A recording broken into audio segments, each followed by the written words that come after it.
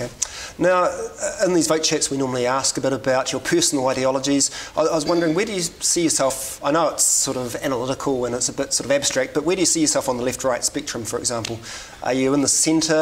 I mean, are you you know, on a 1 to 10 sort of scale? Where would you be? One being I don't know. It depends. Left, It depends a bit. I don't like to be determined by those categories. I'd describe myself as a collective conservative. Collective conservative. Yeah. So, I mean, collective isn't a sort of term that's often applied to people on the right. No, it's something on the left. So does that mean you're a bit of an old-fashioned Tory? Is that what it is? A kind of compassionate It depends what you think. It depends what you think that means. Yeah, but, from my point of view, I think most of our ethics and philosophies are actually determined by the collective of which we're part. And we're all part of collectives. In my case, a family happens to be quite a large family.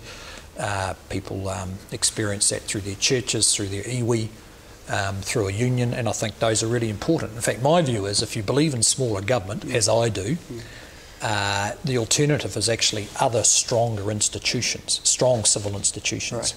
And so a lot of the things that I'm interested in from a policy making point of view are about building up those other strong civil institutions, because I think they're a healthy balance to government.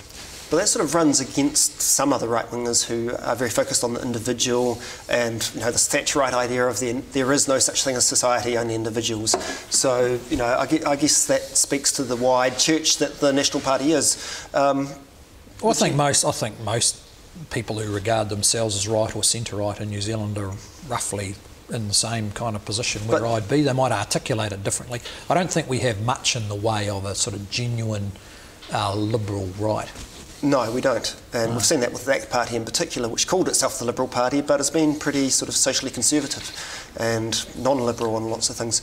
Now, I guess what you're saying, does it also reflect that the National Party has changed significantly since the 1990s? You seem to be less neoliberal, less sort of radical, less... Well, I mean, has it changed? I think the needs have changed. Yeah. You could argue that you can always argue that you can do more, go faster. I mean, the character, particularly of the John Key leadership, is a balanced and considered style, which is, I think, about protecting the vulnerable, making considered change over time. MMP actually forces that. Yeah. You have to take the public with you and have their support, otherwise they just undo everything you did. Just before he goes, we've got Dean McKenzie at the back, and he was going to ask about MMP. I think he had some interesting questions. Dean? Thanks, Bryce. Yeah, sorry, I've another political interview to do, but Mr. English, just the referendum is seen by some as more important than the actual general election result. And I just wondered where you stood on the MMP versus FPP or any other options that we're going to be voting on this time. It's a very good question, because we just aren't having a debate at the moment. It seems like Labour and National are almost depriving the debate of oxygen. Disengaging, we feel. Well, I think the political parties, I can't speak for Labour, but we are very wary of the fact of the past experience, which is if a political party gets into that debate, the public are deeply cynical about the party's position. And frankly, I haven't given the referendum a lot of thought, like a lot of New Zealanders, because I've spent a lot of time working with my colleagues to make MMP work. And we haven't done a bad job of that, despite the fact that a lot of people in the National Party certainly didn't favour MMP. I didn't. I campaigned against it. But that's what the public give us. If the public decide they want to change the system, well, that's up to them.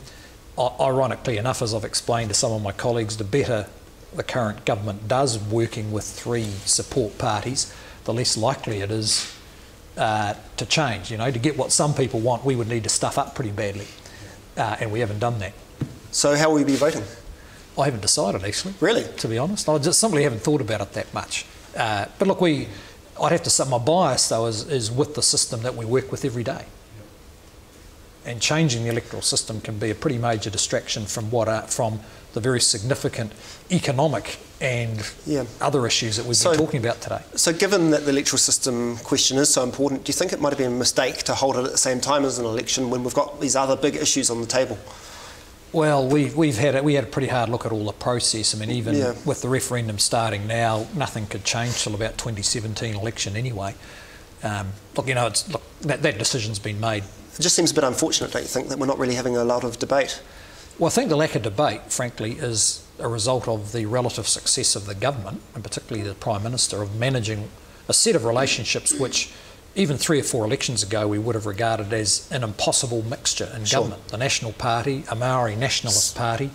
So that's pretty much a vote of confidence for MMP for keeping the status quo. Well, look, I think I think we've made it work. Yeah. And if people wanted to make change because MMP had failed, then they won't have that reason. Okay. Now we're running out of time, so just some questions we normally ask of participants about sort of moral questions, social issues. There's one from Twitter actually. From Twitter? Yeah, that says, how do you feel? So here we go. So where does Bill English stand on same-sex marriage and adoption? Would you vote for a members' bill? I assume that's on adoption within same-sex marriage. Yeah, look, I haven't. I don't know exactly what's going to be proposed there, because I think how you do that matters. I mean, we've got adoption law. A lot of people are unhappy with it, I have to say. I get to deal with couples through my electorate who find themselves disqualified from adoption, partly because there's not many children available for adoption, but also because of their age or some view that the system has come to that they're not suitable as parents. And it might be the case with gay couples who want to adopt as well. But generally I would be reluctant to change the law from where it is, because I think it's a very complex, difficult area to change. And gay marriage? Well, we've got civil unions. I'm pretty relaxed about it. I think what surprises me is how few of them there are. Okay, but all I want is to have. In that debate, we all make our lifestyle choices. I'm married. I've got 6 children. I want that to be respected just as much as the choices other people make. Okay, am I detecting you've sort of changed your tune on civil unions? Because you voted against it, didn't you? Yeah, I think I did. Yeah. So maybe you're a bit more relaxed about it. Yeah, I'm not too worried about it. But it always surprises me a little bit that when everyone else is trying not to get married, the gay community was trying to get married. I never quite figure that out. Because, in fact, the gay community's got a wide range of views on these things. Some of them are actually quite conservative, and some of them wouldn't want a bar of marriage or civil unions because that's tying them down. That actually reflects the broader community who have the same range of views. Students... Sorry, a question from the... I was just going to say, if they've got the same range of views, they should have the same range of choices. They pretty much have, I think. Okay. What about purchase age? Students are really interested in what the purchase age should be and whether you're going to stop them buying alcohol. The purchase age. Well, this is a fascinating area because the public has got incredibly more conservative about alcohol than it used to be. I was part of the government that dropped the drinking age, and now no group of politicians would drop the drinking age. No. So... where would you put it? Where would I put it? I'm a bit of a fan of the split. Right. Having is it the higher purchase age? Yeah. And leaving it. I think it's pretty hard to move the age back to 20. That's trying to put the genie back in the bottle. But I mean, you've got sons and daughters at university. I don't know if you're here today, but they might be pretty unhappy with you stopping them from being able to go to the supermarket and buy a 6-pack of beer to watch with the rugby at home. Yeah, they might be, but there's a lot of things they've been unhappy about me stopping them doing. It doesn't mean they stopped doing it just because I tried. Well, okay. What about drug reform? Is there any need for drug reform for liberalising things, making marijuana, as your ex-leader Dr Bryce has suggested? We should make it more liberalising. No, look, I'm not a fan of drug reform, but I am a fan of doing a lot more with people who are stuck with the consequences of misuse of drugs. So we've got a lot of people, for instance, in the benefit system for whom we do nothing, and are marooned on a sickness benefit, and we need to be more active about treatment. Okay, we've got about a minute left, so quickly, election predictions. What's going to happen with the Maori Party? Oh, they'll get there. They've done a very good job and they deserve support. 3 MPs? I would hope there's 4 or 5 of them. Okay, what's going to happen with the Mana Party? Oh, I don't know. I mean, Honi's sort of... his problem is he just can't handle the responsibility of making decisions that matter. And I don't... there's some of Maoridom who are happy with that, but I think increasing numbers of them actually want participation and power, and that's not Honi, so he might not make it. Okay, the Green Party?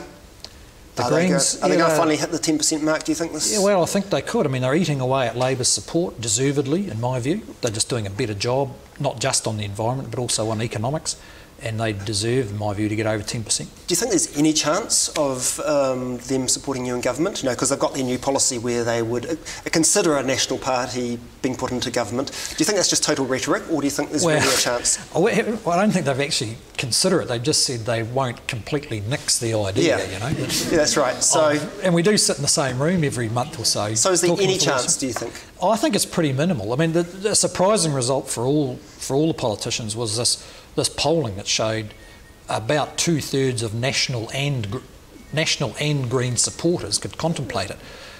But it's very difficult to imagine. But, you know, 4 years ago, it was very difficult to imagine National and the Maori Party. Yeah, that's right. But it's not. We would regard it as almost zero possibility. Almost zero. Okay, Winston Peters, almost zero chance of him getting back into Parliament? Oh, well, he's got some chance, but he just doesn't have a lot to offer these days. Okay, and Conservative Party, what's going to happen to them? The fledgling new right-wing party? The same as happens to a lot of those fledgling parties. They might get 1%, 1.5% on the day, and that's the last you'll see them. Okay, Labour, are they going to plummet, or are they going to climb back up and get back into the 30s, do you think?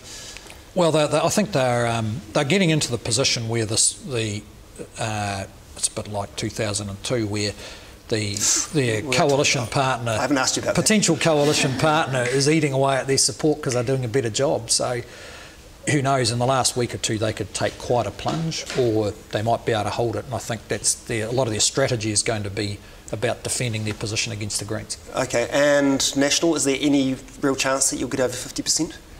Oh, look, I don't think voters... look, historically they haven't done that. Yeah. If they think you're going to head that way, they'll peg you back.